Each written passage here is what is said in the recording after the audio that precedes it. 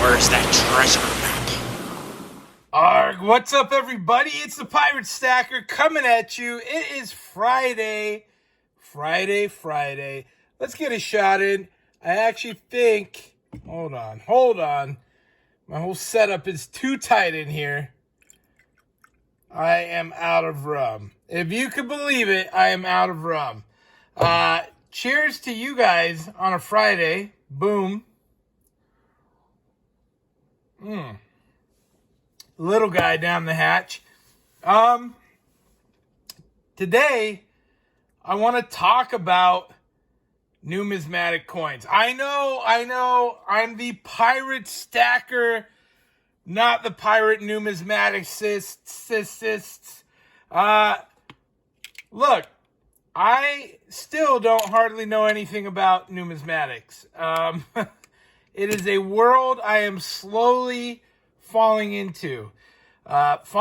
love with, rather. It's one of those things that I don't know if it's an evolution. I don't know if all stackers go through it. I don't think that's the case. Maybe it's the collector in me, but I love it.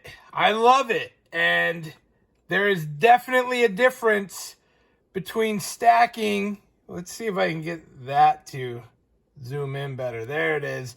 There's definitely a difference between stacking and collecting numismatics. This obviously 1817, beautiful half dollar. You just don't get a sense of the history and the value of these. I mean, it's night and day. I hold this coin and I think of all those things. Like this in particular, this isn't the most perfect coin, right? This has been handled. This is worn. This was used, yet still in good shape. This is a used coin. So this was in circulation. People use this to pay rent, do things with.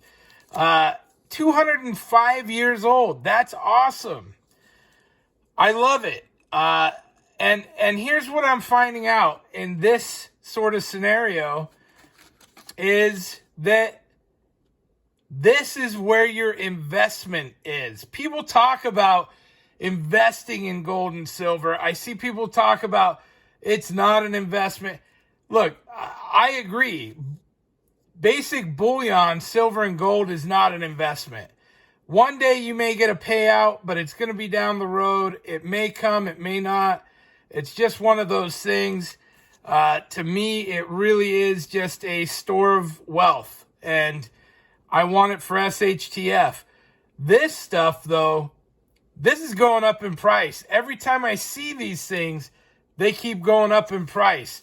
I see people buying these old coins, and it's just one of those things, like, people can't get enough of them, and they're disappearing quickly. A big shout out to Oviedo Rare Coins and Collectibles. I did just recently make an awesome purchase with them. If you didn't see my blood to gold video, my last one I kicked out, I did make a purchase from them. I did grab these on my way out the door because I couldn't even help myself. I was just like, hey, that's an old coin. It's cheap. They give me good prices on it. And look, I don't need to have a collector's piece. I just want it in my collection.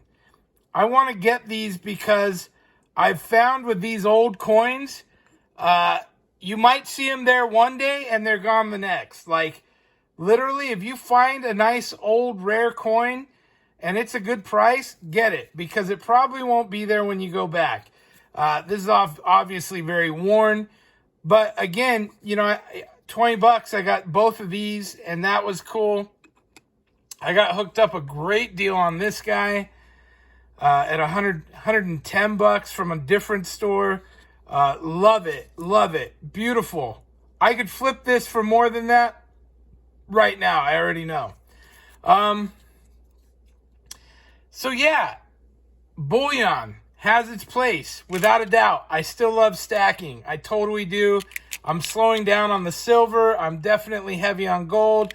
I know, silver's cheap. Why would you slow down on silver when it's cheap? I get it. And It's one of those things that it doesn't make any real sense. Of course, look, I picked up more silver. I'm still collecting bars. There it is. That's going to go into that cool box. I thought that was a neat one. These just happen to be a good price, $22.50 each on the spot. I didn't have them. I'm a collector-ish stacker at this point. So they're just one of each, so I could throw them inside of the tube. They came in the plastic capsule, even though I tend to put my stuff in capsules anyway. So it's just one of those things. But let me show you another piece that I got. Man, I am all blurred out. There we go. Let me show you another piece that I got right here. You're going to love this. Yes, so if you've been watching, you've seen me talking about the seated Liberties. This was what really kind of got me pumped and looking for these older coins. I saw the set. I saw the values on them and the prices they go for. And I wasn't like, hey, I want a mint set of that. I just want my own set. And I want to be able to have stuff like this to pass down to my kids. But this is the stuff that goes up in value. And of course, I have a really cool $50. Love it. Love showing it off. Love looking at it. I'm after the dollar. I need it. And I missed one at an auction. I'm not a rich guy. I have a hard time paying hundreds of dollars for something I can't see and touch. And, it's one of those deals. I'm giving plasma now, but look at this. This is a new ad. 1875 S 20 center. Now, this is one I'd been looking for. These are rare. They only did them a few years. And it's not that this one's that amazing. I paid $100 for it. You start looking at some of this stuff, and you quickly realize the cost and the value, and you go, hey, if you want one in your collection, you're going to have to pay for it.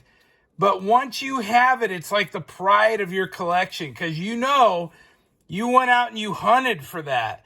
You went out and you found that.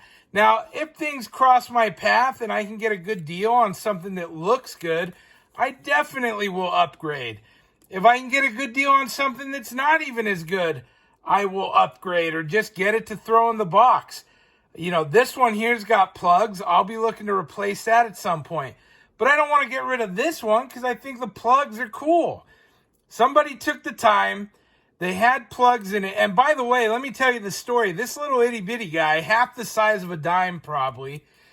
This was a 5 cent. They used to put holes in them because they would stitch them to their pockets so they wouldn't lose them. And I thought that was really cool. Or they'd put a string through them and tie them on their wrist or around their neck. And I just thought that was really neat. That's history right there. That is used money. People use that to pay their bills back in the day. And then you get into some of these oldies like this guy, 1833. Very cool, old busty lady. She's beat up, but it's cool because it's in my collection now. This is one of my ones that I have a story to tell. And sorry, I know I'm not the best at showing these off, but they're really neat. It's a lot of fun. If you're talking about investment silver, this is what you're talking about. This is where you're going to put your money and you're going to yield a return that will make you smile. At the very least, you keep your collection growing. And, it's even too, I was like, I don't got barbers. Look, I'm starting to grab them. Why wait till they're more expensive than they already are? It's like grab them, put them in your stack, and then you can always get better or more rare ones down the road. This just makes sense. Hey, that's it for tonight, you guys. Just sharing a little bit of my numismatics. Again, I don't know much about it. I just know that I love the way they look. I love the stories behind them. And once you get them in your collection, you're going to fall in love with them as well. I hope you guys have a great weekend. Thank you for watching. If you have not watched my Blood to Gold video, it's pretty dang good. It'll come up here at the end. Thank you, everyone. Please like and subscribe. Pirate out. Arg.